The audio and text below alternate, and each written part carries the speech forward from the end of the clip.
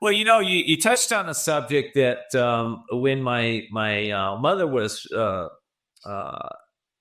passing away, she had a really great hospice nurse. He was a guy, and he said to me, he said, "Your mother is facing death courageously. She knows she's dying." And I said, "Well, why'd you say that?" And he says, "Well, because most people that I work with are in denial of their own death. They do not believe that they're going to die, and they hang on to false hope." Has that been your experience? Absolutely. I think we are so good medically now at postponing death. We can't prevent it, but boy, can we keep people going. Sometimes for longer periods than they themselves would like. A lot of all you got to do is go into an ICU near you if you can get in there and look at who's there, and see some of the old people on ventilators who will probably never leave. They're there for long periods of time.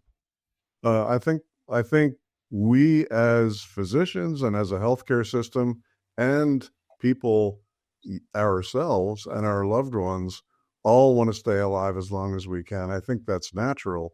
But your mom, if she was able to really face the fact that the end was coming, that probably helped her to be able to really deal with the fact that the end of her life was coming, and that's so important to do, to be conscious about who we are as we approach the end of our lives. You can't do that if you're in denial, and many people are, and their families often are, even when they aren't. So it's very important to talk about that. Well, I think it's really important because if someone's in denial and let's say, on a financial level, they haven't set up their trust, or maybe they set up the trust, they never funded it.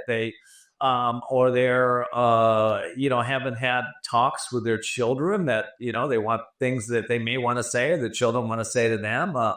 From that point of view, I mean, and we can go on and on. There's a lot of reasons why not being in denial is a really good thing. Not to mention the cost that, yeah, there are probably people on ventilators and what have you, that cost to insurance companies, cost to society, cost to their families, that all this because they decided they weren't going to die, right? They didn't believe that this physical body leaves or ends. Yeah, and I think it's true. And in all fairness, the way we live and the way we die has changed a lot just in the last 20 years. People live much longer, healthier lives, healthy and functional, closer and closer to the end than we used to. Back in the 80s, when I saw a person in my office who was in their 70s, they looked and felt old. Now you have people in their mid 80s playing tennis, and many of those folks, may play tennis until the week before they die. So it's not easy often to know when the end of your life is coming.